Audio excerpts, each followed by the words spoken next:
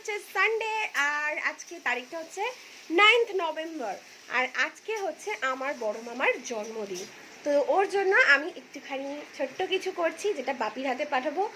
আর ওর একটা পছন্দের জিনিস ও খেতে চেয়েছে, যেটা আজকেই ও খেতে চেয়েছে, সেটা আমার মা জননী ওখানে বানাচ্ছে। সেটা কি তোমাদের সাথে একটু পরে শেয়ার করছি। তারও বানাবো পায়েস। এখানে নিয়ে নিয়েছি অল্প করে চাল, আর এখানে নিয়ে নিয়েছি দুধ, আর আমি ইন্ডাকশনে করছি।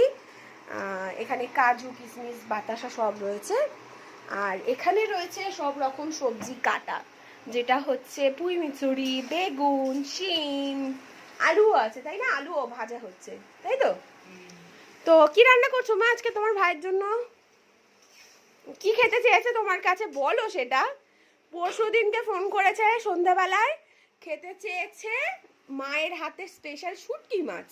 তো আমরা দুজনেই খুব অবাক হয়েছি যে জন্মদিনে মানুষ শুটকি মাছ খেতে চায়।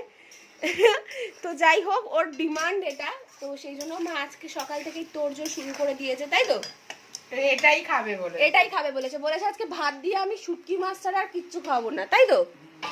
আর আমি স্পেশাল করেই করছি মামার জন্য পায়েস, আর মা আর একটা জিনিসও করবে, তাই তো মা? চলো, কলার বড়া, যেটা হচ্ছে আমার মায়ের আর আমার মামাদের দিদার স্পেশাল ডিশ ছিল, তাই তো?